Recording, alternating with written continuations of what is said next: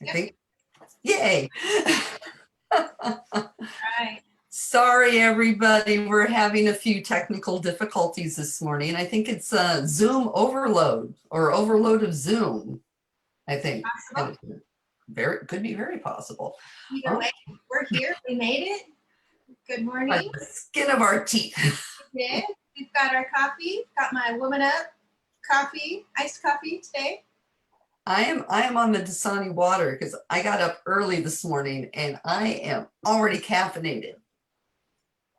And, for the sake of everyone, Lisa needs to like stop her coffee intake at about 2 cups or else things can go off the rails here. So. Well, I take a few hours to drink mine, so I'm almost done with it, but I still have it. So yes, I tend to just do the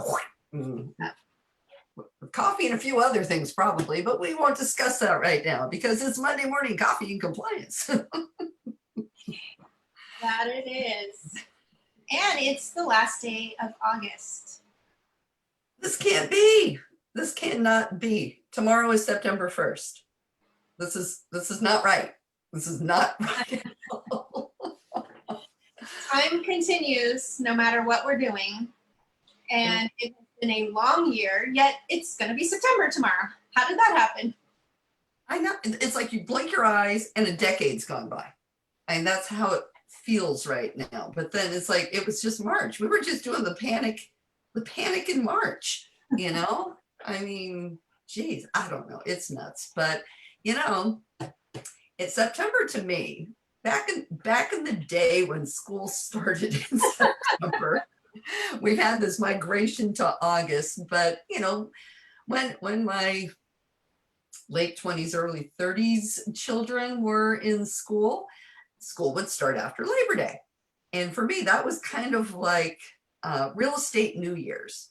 It was kids are gone. I can get back to what I'm doing. I can kind of start figuring out my plans. And, after we've got a couple other subjects we're going to talk about, but, it's a good time to think about business planning. We can pretend our kids have gone back to school.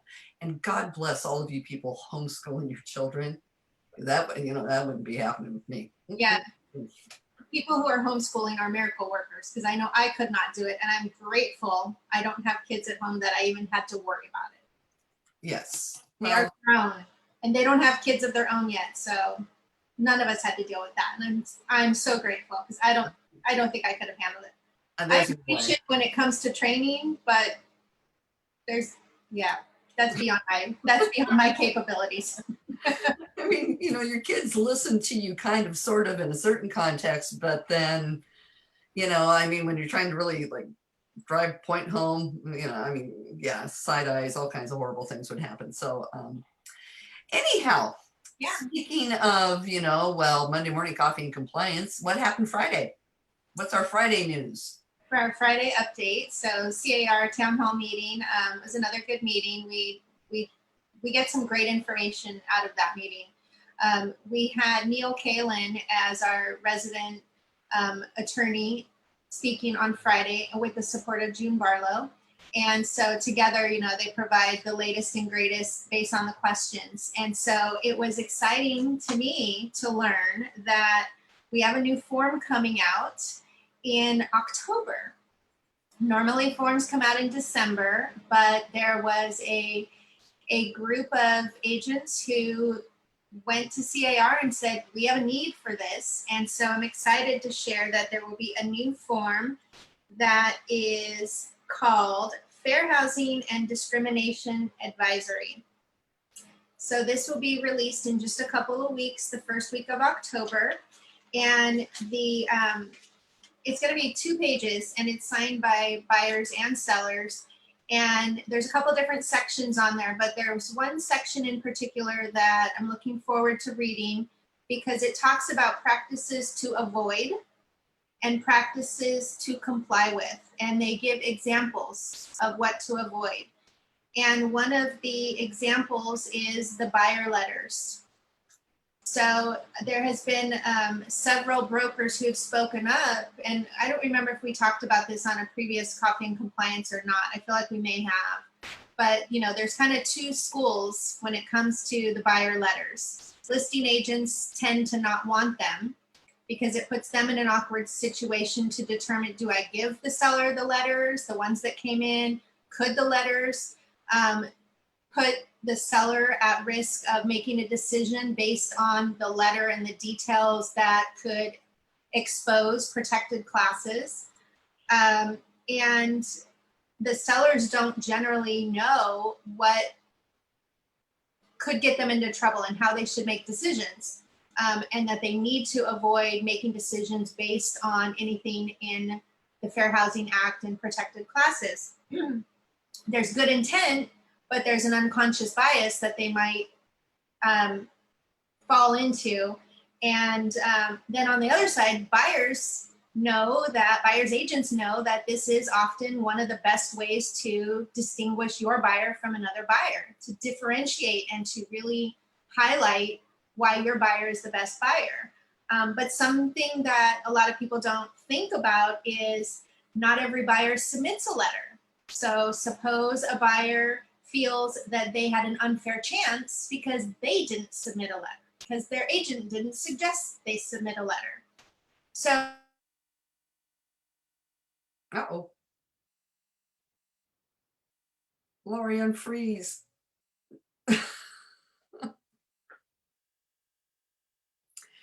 Sorry, folks. I think we have a technical difficulty here. Hang tight. Lori, are you with us? I'm here. Can you hear me? Now I can. You were frozen for quite some time. Oh gosh. Okay. Well, I don't know how far back I froze. Sorry about that. It was kind of you were wrapping up the buyer's letter aspect of it. So what was the final conclusion that they said in the form?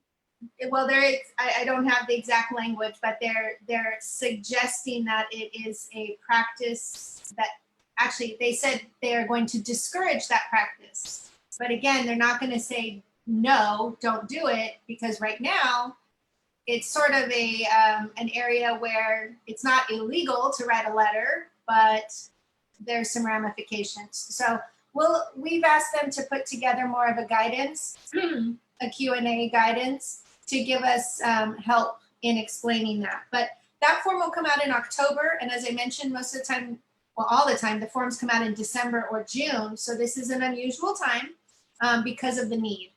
And so we're really excited about that form coming out. So stay tuned for that form.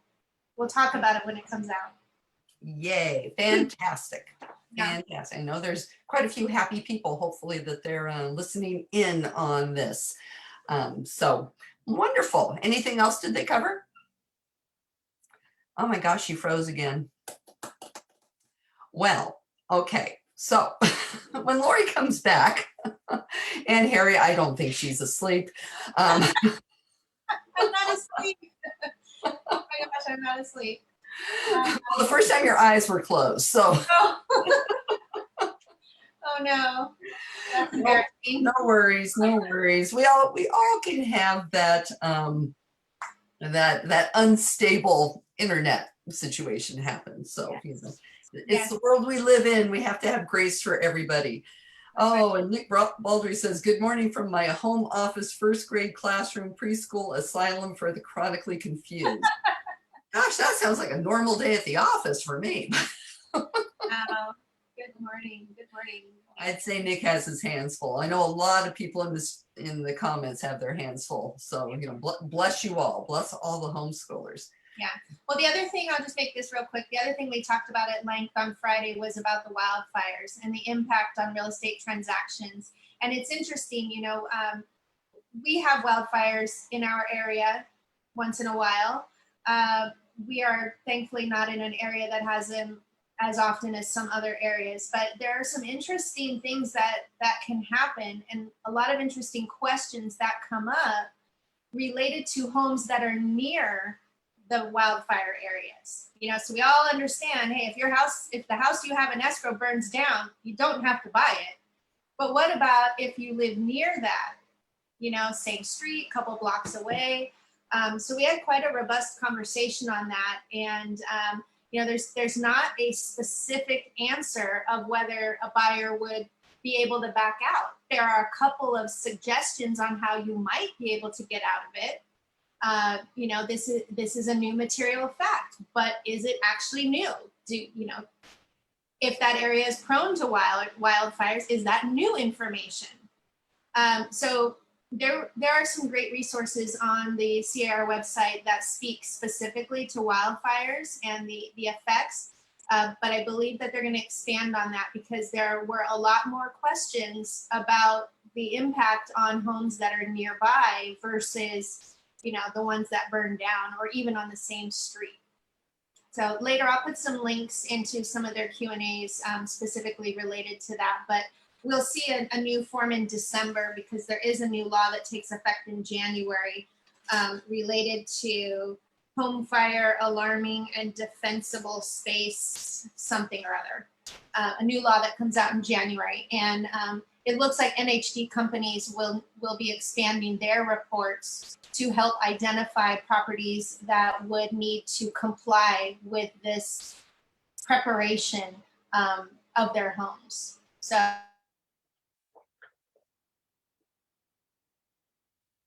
happened again.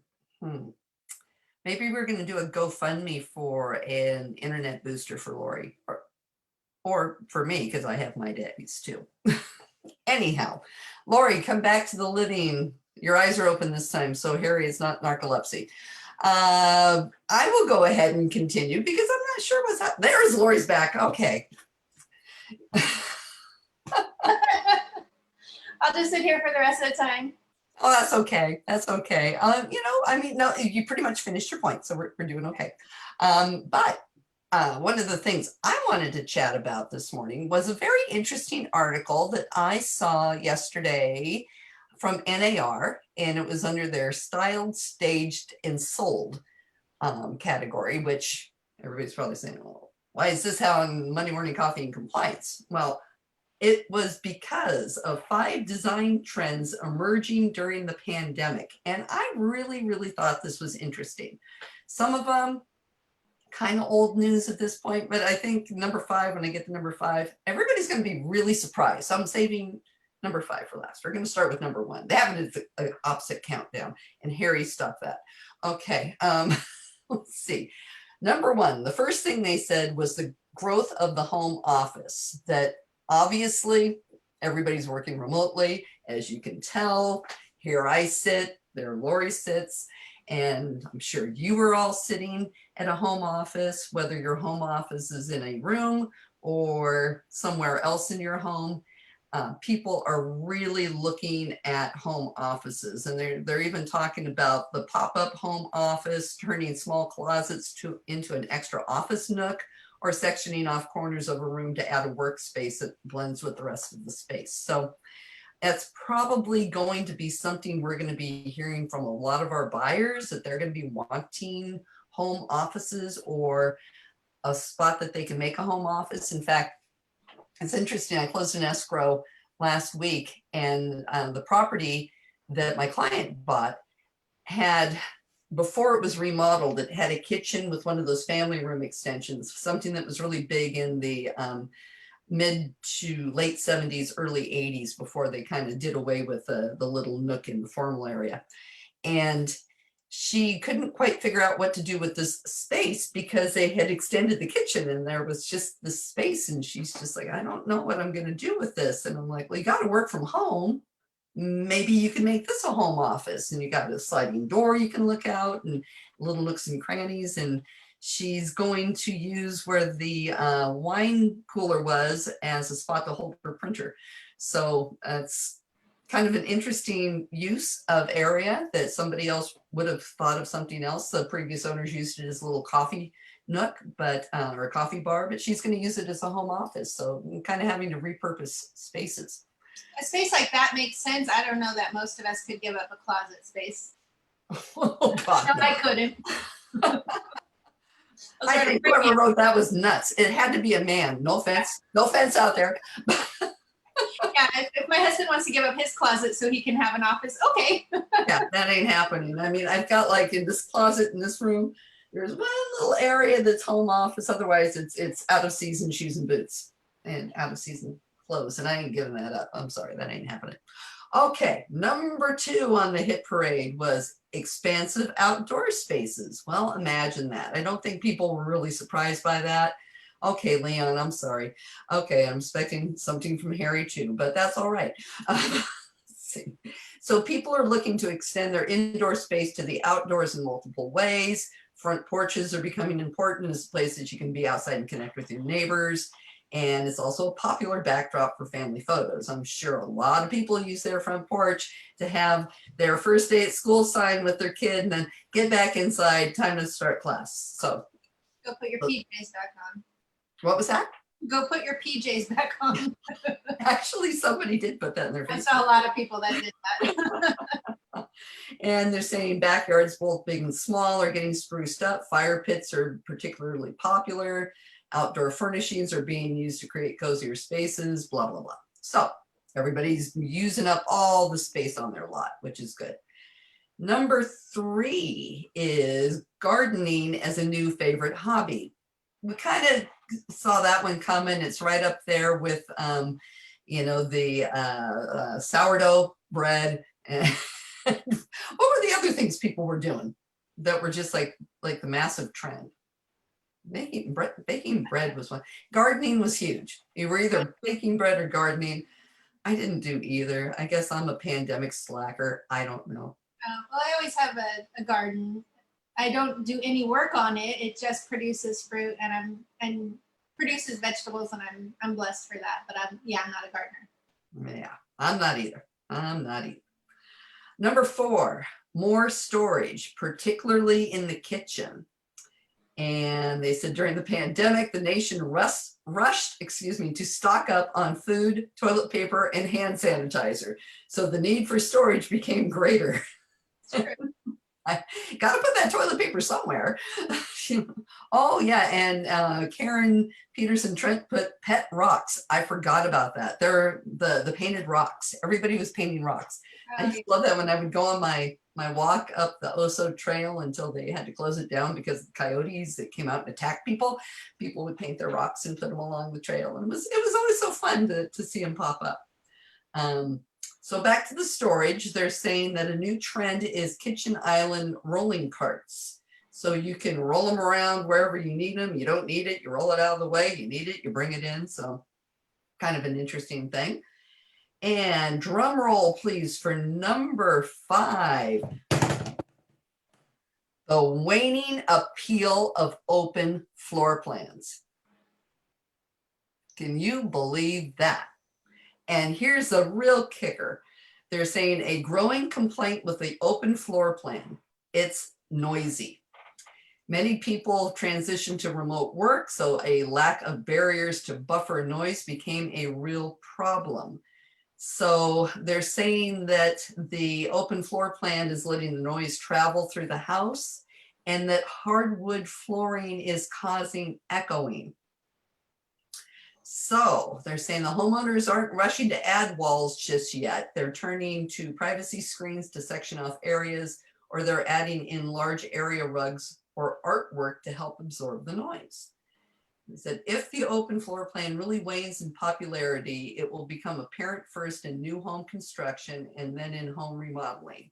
In new homes, we may start to see more pocket doors used to close off open spaces, kitchens slightly angled off the living room, and privacy nooks. So that's something to kind of, I don't think we're going to see that for probably in new construction. It would have to be like 6 months minimum, but maybe some of those older homes that have all of the, formal dining rooms that everybody says, I don't want a formal dining room. What am I going to do with that? Maybe those kind of houses are going to come back in. What do you guys think? Put it in the comments. I want some feedback on that because, man, can you imagine? Carpeting's all the rage. Oh, my heavens. What's this world coming to? Well, what is this world coming to? Yeah, it's an interesting concept because my older daughter purchased a home in February, and the first thing her and her fiance wanted to do was to tear down walls. They wanted the kitchen to open up into the living room, and how do we do this? Is it possible? And now my younger daughter is looking at properties, and same thing. They're looking at how can they tear these walls down. And both my daughters have been working from home part-time. They've also been going into their office, and so they have found spaces within their homes that make it work. But I thought it was interesting that, that trend, at least I thought was the trend, was everyone wants the open concept. So when you shared that, what came to mind was all of the loft style properties, that they're all about the open concept. I could see those really being a problem if you're having to work from home. So it'll be interesting to see how it does evolve. I think that there's probably still a need for both. I think the pocket doors probably will make a good comeback, or, the barn doors were already out. That came and went pretty quick, but maybe that trend will come back a little bit too. So yeah, it'll be interesting to see, because I think with the homeschooling and work and, and if you have kids, how many bedrooms can you give up, because I'm fortunate that I always make sure that whatever house we happen to purchase, I get my dedicated office. I'm just a little bit of a snob that way. But if I had, I'm in a 3-bedroom right now. If I had two kids, it's like, do I buddy them up so I can still have an office? But where are they going to go to school? If I'm making noise, what's going to happen? So, it just, it may be an interesting thing to see some of those houses that people complained about being all chopped up. Maybe all chopped up is going to be a good thing. So, and Yvonne just put in there, gave me an idea for marketing. We're going to have to watch what Yvonne does, because it's going to be fun. I think early on in the pandemic too, we started reprioritizing things and minimizing things, realizing, we didn't need to go buy this and that just because we could and we wanted to. Because number one, we couldn't go out and do shopping just for household stuff. But then it contradicts when you look at it and say, well, if I've got 2 kids, I might need a 5-bedroom home now, because I do need a classroom and I do need an office. So, we go from one extreme to the other of how can we minimize? We all went through closets and we're purging stuff. Now we may need that additional space. So that'll be interesting too, whether people will downsize or upsize. Yeah, I think it's going to be really interesting to see what trends we're going to see out there in the coming 6 months to a year, maybe 18 months. They're saying that the interest rates are just going to be like this for the foreseeable future. And when I say foreseeable future, I'm not talking 6 months or a year. I'm talking possibly years. So, it's going to be interesting to see who's jumping into the home buying pool. I know myself, I am seeing more move ups, way more first time buyers out there, and it, again, interesting in the comments, if you guys don't mind, throw in what you're seeing, who are the clients, who's buying, who's selling, and if they're selling, where are they going, because I think it's kind of an very interesting time right now, because we have such a switch going on. And to get that article put out there about, what they're actually seeing, what's, 6 months now, we've had an actual, a trend line. Granted, 2 months, the first 2 months in, I really don't think that there was really anything going on.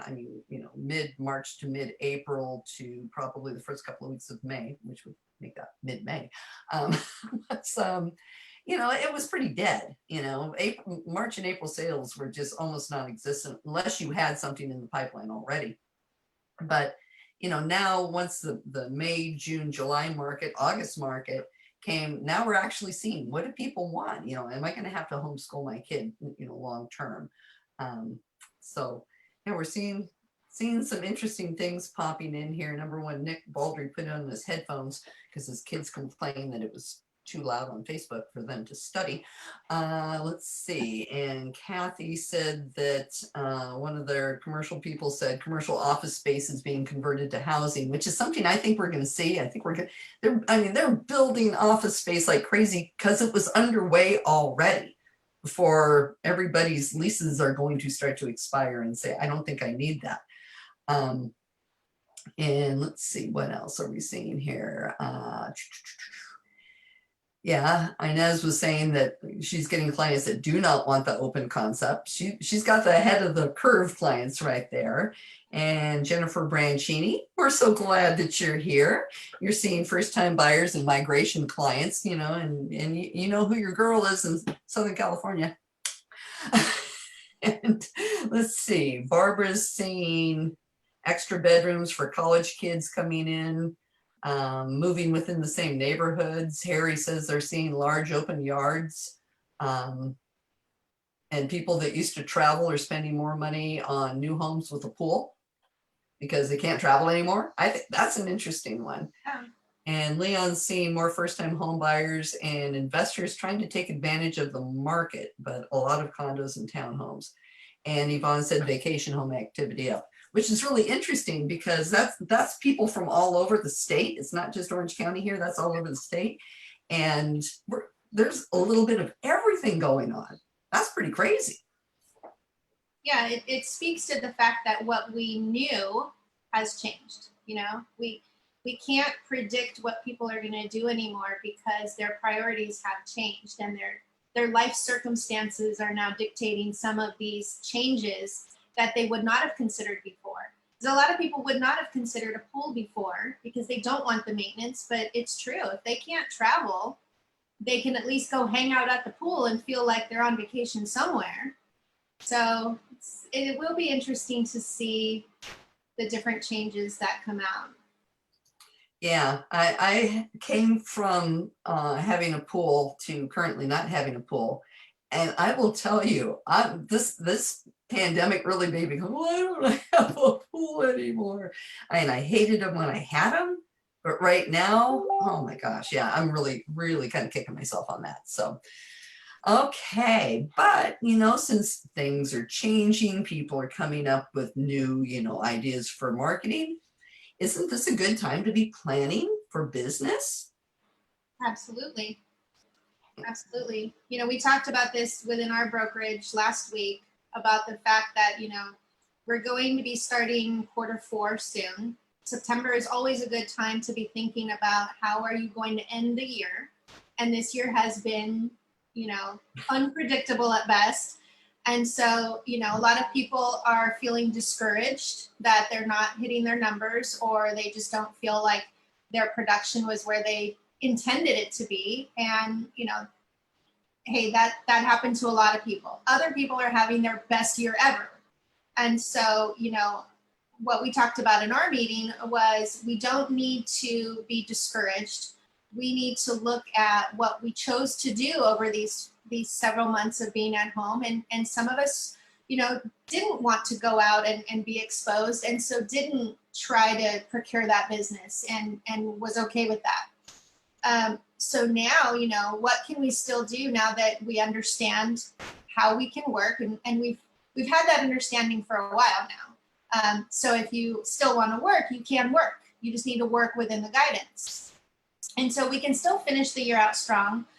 But even more importantly, the work that you put in the last couple of the months of the year, that's going to be the fruit that you harvest in the new year.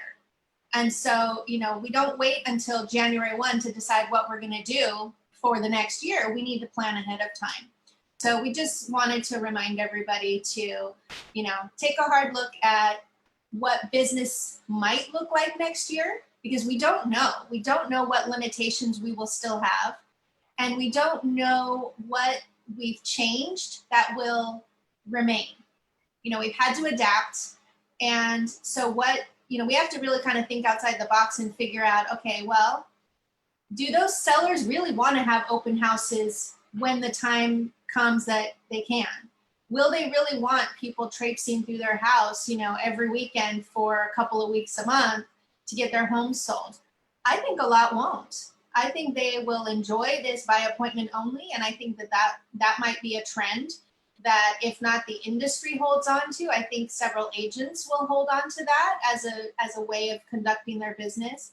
And so we have to look at what might be different about next year that we need to prepare for. Yeah, that's absolutely right, especially the out of the box thinking. Um, it's, if you're waiting for the return of the open house of thinking that you're going to be, getting buyers from doing that, I don't know. I really think that people really need to have a plan A and plan B on that one, because yeah, you're going to have some sellers that are going to say, yeah, bring everybody in. Yeah, yeah, yeah, yeah, yeah. But then you're going to have others saying, I don't want these people in my homes. And honestly, my business was mainly built off of open houses and door drops, which are two things that probably you should still not do it. Um, I know Inez just put in here, are we able to farm, pass out flyers? And a side note, this is a very important one. Sellers are seeing that homes can still be sold without having open houses. Um, but yeah, I mean, it's a different mindset. I think I would much rather go out and sell like I've been selling for the past few months. I mean, I don't think I've had anything on the market longer than a week, and that's from listing, hitting active to opening escrow just by doing things the right way. And yeah, open houses were great just to have that presence in the neighborhood. And I think that's the one thing that we as agents have to rethink. If we're geographic farmers, how do we make that same impact in that neighborhood, because we can't be seen? Pam Pedigo and I, every year we would be at the local elementary school carnival together, not together. We were together, but she had her booth and I had my booth. And, that was how we got out in the community. We would be at the school, we'd be at the jogathon, we'd do whatever, but they're not going to be doing any of that. So now what do we do? How do we give back? How do we get our names out there? And honestly, that's something I'm still working on. I had some ideas and it's like, wow, this is turning into be way bigger and harder than I thought, but I just got to jump in and start. But that's where this out of the box thinking comes in, is what can you do? And this is going to give you, each one of you guys out there, an opportunity to shine to your clients and your farm by showing what you bring to the table, instead of, hi, I'm going to park a taco truck in front of a house. It's got me all choked up. And have the neighbors all come and love me because I'm giving them free food, because we really can't do that. I know some people are still doing ice cream trucks or whatever, but whatever. Everybody's got their own deal. So what do you think about passing out flyers? Is it time yet? I don't think it is. I don't think there has been a change to the guidance, and the guidance originally stated, don't have flyers at open houses, provide information digitally. So I personally think that dropping of flyers would still be outside of that guidance right now. Does the guidance say you cannot drop flyers? No, it doesn't say it. It doesn't say that, but we have to, reason through the logic of what we're attempting to do. So as far as I know for now, nothing's changed. Now, the governor announced the changes last week in the reopening plan. So we may see something soon in an updated guidance, but I haven't seen it come out yet. Yeah, I think that's something that we just need to err on the side of caution, because a lot of it is perception in your neighborhood. I would look at somebody a little different if they were coming up and dropping things on my porch. The only thing I want on my porch is packages from Amazon or other places that I tend to shop. I really don't want anybody's flyer on my porch, and I mean, I'm not sitting here spraying the boxes down and being little Miss Germ Freak like I was. I'm still a germ freak, but I think I've dropped down to a 6.5 off of the hard 7.5, maybe an 8 on a good day. So there's certain things that I'm feeling better about, but you're still having somebody come to your door. I know Tiffany put in here, what about door hangs but no knocking? I think the physical act of going up and hanging something on somebody's door is not wise, number one, for you or for whoever's putting them on there, because that's one step away from licking a doorknob. You're kind of like touching a doorknob unless you're super duper careful. By then all the dogs are going to be barking and you're going to be embarrassed anyhow. But and especially now with Ring doorbells, because people can watch you And believe me, when you're dropping on a porch, and this is something that kind of came up last year with me, I had a young man who was dropping flyers off, and he tended to go really late, like after dark, and would go up and put something on the door handle, and the Ring doorbells would go off. And I started getting messages from people saying, can you like not be delivering past 8 o'clock at night? Because we're getting disturbed. And it's like, oh crap, didn't even think about that. So, you might want to, I'm kind of rethinking the whole door drop thing too, because that was my deal. That was my game, but I just am not doing it anymore. I'm not going to go put anything on anybody's doorknob, and I don't want to put it on their porch either. But I used to employ kids, and now I feel really bad that I don't get to employ the kids anymore. But I wouldn't be helping them saying, can you go hang this for me? Because I don't want them touching people's doorknobs. So yeah, I think right now it's still probably not a great idea to do it. Again, there's nowhere in the guidance that says you can't, but I think the perception is really more critical right now. So I think I mentioned before on Easter Sunday, one of my friends reached out to me and said, is this allowed? Because there's an agent who's dropping stuff off and walking up to the door. Now, this was back in April, so it's been a while. We've evolved since then. But the sense in that neighborhood from my friend who spoke with other neighbors was, we're never giving that guy a listing. How dare he come in? And so, we're further down, further into the pandemic now, where a lot has eased up. But I think that you need to consider the optics of it. It may be fine. I would probably be okay with somebody dropping once, saying, here's how you can connect with me, so I can electronically send you my newsletter or whatever information you typically put out. I think a one-time drop would be probably acceptable. I wouldn't do more than one though.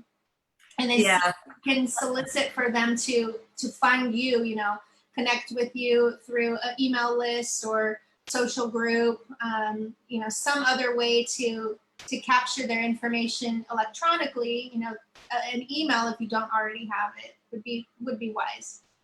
yeah, I think that snail mail may be something that we need to consider. I'm seeing more of that myself. I would say that I think that that's better than the drop, the one-time drop. But if you're going to do something, do the one-time mail and see how that works. However, we all know one time usually doesn't do much of anything, but it's still a way that you can be in touch. And we just kind of have to think sometimes what's old is new again. And I think that that's kind of how we have to be looking at things now. That personal touch, getting in touch with people, maybe not so much picking up the phone. Hi, you still alive? Did you get COVID? I'm not going to be doing that, but I'll just send a text message every now and then. And I communicate a lot with, people, past clients, friends, and everything just through social media channels. And it's just letting them know that you're there, engage with the people when you're on social media. Just engage with the people. They'll know that you're out there. Put in a comment, spend some time, just checking on them, sending them a private message or whatever. It doesn't always have to be formal. Okay, I'm going to make 3 phone calls today and touch base. It's just like, oh, hey, you know what? I drove by where so-and-so used to live. You know what? I'm just going to send them a quick message. Just say, drove by your house, was just thinking about you. If it was normal times, I would have stopped by and said hi, but I can't. Whatever, and whatever way it is that you communicate, be your true authentic self, because that's the reason why they love you in the first place. And it doesn't have to be cut and dry, cut and dry, cut and dry. Just learn to take the advantages and make that part of your marketing plan for next year. How can you communicate with your past clients and your friends? Because guess what? That's where the warm leads are going to be at, the hot leads are going to be at, not people that you mail to once and you hope you're going to hear from again.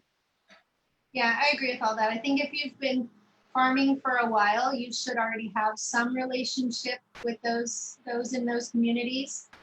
That makes that much easier. If you're newly trying to farm, it's going to be hard. It's going to be really hard for a while. Yeah, I think I think the new agents, like, you know, Tiffany has mentioned in here that she's a new agent. And yeah, it's going to be, you know, in fact, it's really kind of interesting because they almost have the same advantage as an older realtor, maybe even a better one, because they're not like, well, you know, this is the way I've done it for years and blah, blah, blah. You know, it's like, wow, you know, they can be more open to new ideas and saying, hey, you know what? You know, nobody's doing this in my area. I'm going to try that. And, you know, it's a good opportunity because we can all really expand what it is we're thinking. You know, wow, I saw somebody do this with a different business. Maybe I'll try that in real estate. I know I did during the first month and a half when everybody was giving away free stuff on Facebook and stuff, you know, with having all of these workshops and masterminds and everything. I've got a barking dog, so excuse me on that. But I've got notepads that I just took copious notes, and I'm putting all of the things together to see how I can come up with a new consumer facing program. And, you know, kind of go back and look at the notes. Now my gardeners are here. I'll be right back while I shut the window. Lori, take it away. Hey, so yeah, I mean, I think it's important to try to figure out what will resonate with people. And you know, because we are home, we are looking closer at our mail, our limited mail. There's not a lot of advertisements coming through the mail.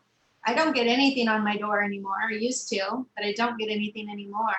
And so I think those signals help us recognize that it's not time yet.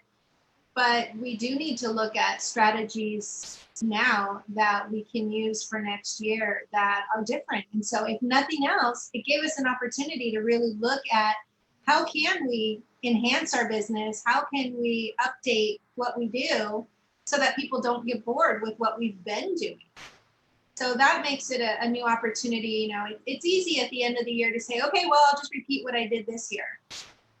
And sometimes that works. Sometimes that's the right approach. But this is a great opportunity to really look at things very differently. And as a consumer yourself, what would you want? What would you want to hear? I mean, I'm working at home like everybody, and you know, usually at lunch hour, I'll go into my living room and put the news on, and Channel 5 News is good news, but the commercials just are so awful. Every commercial is in this unprecedented times. I'm just like, this is depressing, you know? We know it's unprecedented times. You don't have to remind me every commercial that you show. So to me, that wears on my nerves in the advertising. I don't want to hear that. I already know it's unprecedented times.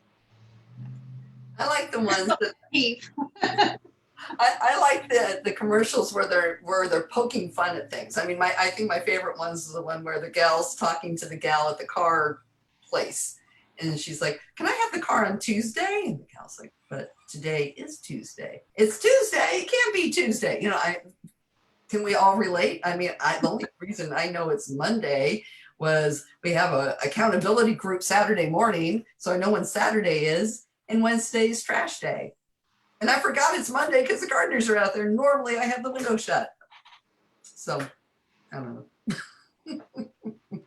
But it's you know, it's something that now I think that if you know, you can come up with more original marketing, how you're going to deliver that message. These are all the things that you need to incorporate into a business plan and do your social media planning, do your advertising planning, have a, you know, I would say a loose goal of numbers of people that you're going to contact, you know, maybe on the note card writing and stuff. And that's something that I know works, and I can't do it. Lord knows I wish I could. Oh my, maybe that'll be my September New Year's resolution, is I'm going to be sure I get my note cards and my birthday cards and everything out, because I'm really kind of crappy at that. So, you know, if anybody has their Realtor New Year resolution, because that's what I used to always call September, Realtor New Year's, pop it in the comments, you know, and you know, we're all over the place. So we're not going to be like stealing somebody's hot idea that, you know, nobody's ever heard of before. But, you know, if there's something that you think that, you know, you think you can challenge yourself to do, you know, put it out there. We'll have another little accountability group.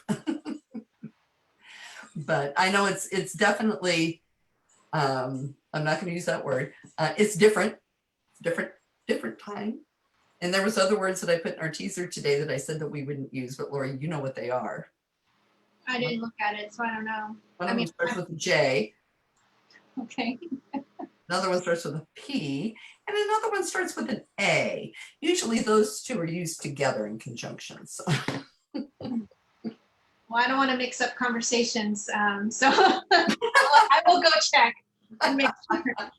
So, oh, it's just the usual words, just the usual buzzwords. But I mean, the good news is, we originally started this to focus on compliance, to make sure that we were all doing the right thing. And, the good news is that not a lot has changed in the last several weeks. And so, we're trying to bring in topics that are not specifically compliance related, but business related, because this has been a great group and a great platform for us to collaborate with our peers and to get input from other areas and to really focus on how we can be better professionals together. And I get lots of phone calls, lots of emails and text messages, people just asking, well, what do you think about this? And what's the rule on this? And so I enjoy being able to do that. And I don't always have all the right answers or the answers. I try to have the right answers. I just don't always have an answer. So, it challenges me too to have these conversations and talk through scenarios with people. And, one of the things that's becoming a bigger issue now is buyers feeling the need to write multiple offers because they want a chance. And so I've been looking at some resources on how do we handle that. So we'll probably talk about that next week. Okay. And also too, not next week, but the week after that, I think we're going to have another person join us. He couldn't do it today. And we're going to talk about weird things in real estate that we're seeing. And it's going to be eye-opening because, well, okay, should I give away? Well, you don't even know. You don't even know who I was talking to. I was talking to one of my favorite title reps and a member of what I call my team of real estate professionals, Noah Prestwood at First American Title. And he was talking about a big uptick in fraud. And we're not talking just wire fraud. We're talking fraud. So put on your calendar, not next Monday, but the Monday after that will be a talk about weird things in real estate, namely fraud, because it's going to be an eye-opening discussion. I can guarantee you that. We talked about it a little bit and I'm like, can you come on here and talk about this? Because I think people need to know. So we're going to do that. And yeah, next Monday is Labor Day. Do you guys think we should do something Labor Day? Put it in the comments. Let us know. I mean, again, it's going to be non-Gardner Monday. That's all I can tell you for my life. But oh, and I know our friend Susie wanted to talk about realtor safety too. So maybe next week we can have Susie come on and talk about realtor safety. Yeah, I mean, I think we should still have our session because the reality is if you can't join us, you can watch it later. So you don't have to be live with us, but you can watch it later. Yeah, and our buddy Susie is really super good at realtor safety. She's super good at a lot of things, but realtor safety is her jam, and she can give us a few things. And yeah, everybody's telling us, no, take a break. You can, but I'll be at the beach. Maybe I need to get a life. Maybe that's what I need to do. And Harry said, you guys are getting much better at this, narcolepsy aside. Oh, thanks. appreciate it. Oh, and speaking of Harry, you know, you know, you and I we have a similar necklace on, don't we? Yes, we do. Yes, we do. Yes, we do. And Harry, you know what this says? It says "Woman Up." And okay, after this week, the feed will be returned back to normal nerdiness in the Nerdy Realtors group because this week is Woman Up Week. Yeah. Harry, there's still time for you to register. There's still time for all of you to register. So if you guys want to, oh, Harry says anything for you, Lori. So I guess that means he's going to come to Woman Up. All right. I'm looking forward to it.